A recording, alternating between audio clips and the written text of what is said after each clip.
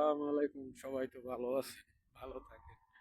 তবে জীবনে অনেক দিন পরে একটা দুঃখের খবর কম। বিদেশ আইছি, আজকে 18-19 বছর হয়ে গেছে গা।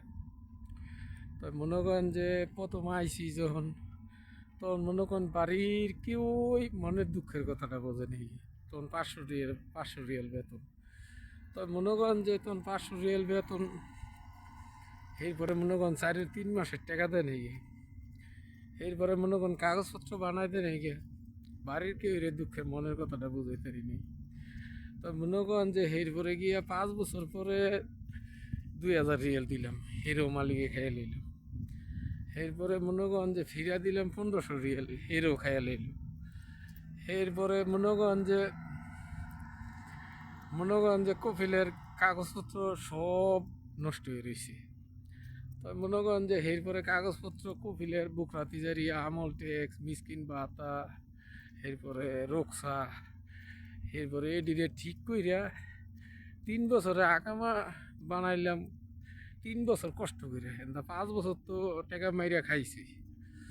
তো এরপরে মনে করেন যে কষ্ট করে আকামা, মনে করেন 3 বছরে এমনি না, কত 20 থেকে 25 হাজার রিয়েল, এই সময় 25 হাজার রিয়েল।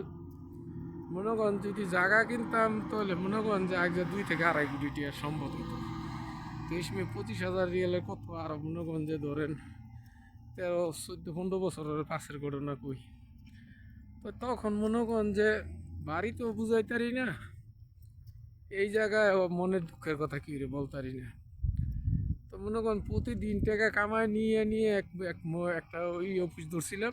তো অফিসটা ভালো আছিল, তো অফিসওয়ালা হেল করণে লাস্টে মনে করেন কাগজপত্রটা বানাইতেছি।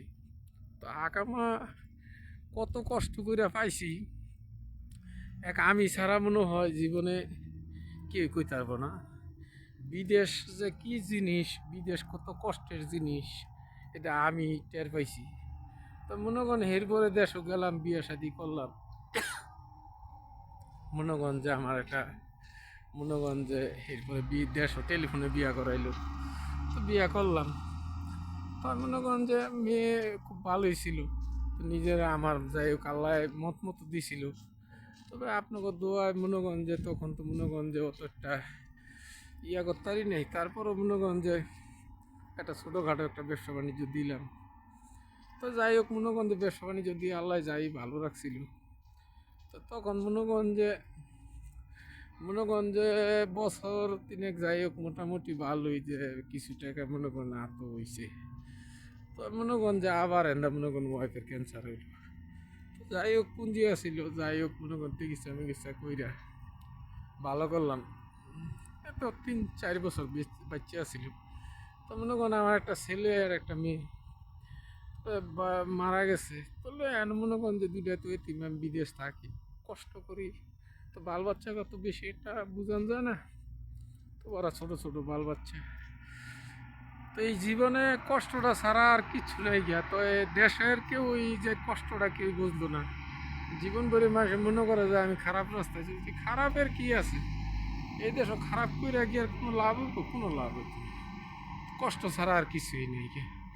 তো জীবনে দুঃখ কত বড় জিনিস, এটা আমি সারা বিদেশও কেউ টের পাইতো না।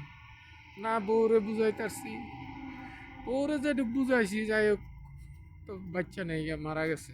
আল্লাহ তো আরে বয়স্ত নসিব করুক। তো মনে করেন যে এখন সবাই মনে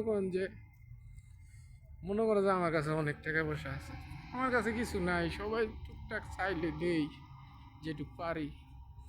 তো মনে করেন যে এখন কেউই বুঝার নাই।